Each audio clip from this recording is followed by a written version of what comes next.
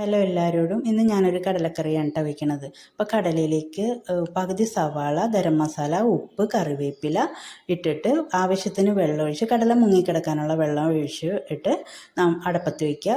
കടല ഒരു 4 വിസിലൊക്കെ ആയപ്പോഴേക്കും കടല വെന്ത് വന്നിട്ട് അത് കഴിഞ്ഞിട്ട് ഒരു ചട്ടി അടപ്പത്ത് വെച്ച് ചൂടായി കഴിയുമ്പോൾ വെളിച്ചെണ്ണ ഒഴിച്ച് വെളിച്ചെണ്ണ ചൂടാകുമ്പോൾ ബാക്കിയിരിക്കുന്ന പകുതി സവാള ഇട്ട് മൊരിക്കുക. മൊരിഞ്ഞ് വരുമ്പോഴേക്കും മഞ്ഞൾപ്പൊടി, മല്ലിപ്പൊടി, മുളക് പൊടി കുറേശ്ശെയാണ് ഇട്ടിരിക്കുന്നത്. ഒരുപാട് മസാലക്കൊത്തൊന്നും ഇല്ലാത്ത ചെറിയ ചായക്കടയിൽ കിട്ടുന്ന അതേ രുചിയാണ് കേട്ടോ. ഇത് നല്ലപോലെ ഈ പൊടികൾ ഒന്ന് മൊരിഞ്ഞ് വരണം. മൊരിഞ്ഞ് വരുന്ന കഴിയുമ്പോഴേക്കും നമ്മൾ വേവിച്ച് വെച്ചിരിക്കുന്ന കടല ഇതിലേക്ക് കൊട്ടുക.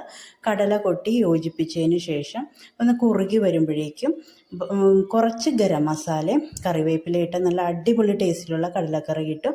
അപ്പോൾ എല്ലാവരും ഒന്ന് പരീക്ഷിച്ച് നോക്കുക. അപ്പോൾ ഈ വീഡിയോ ഇഷ്ടപ്പെട്ടാൽ സബ്സ്ക്രൈബ് ചെയ്ത്, ലൈക്ക് ചെയ്ത്, ഷെയർ ചെയ്ത് കൂടെ നിൽക്കണം കേട്ടോ കൂട്ടുകാരെ. അപ്പോൾ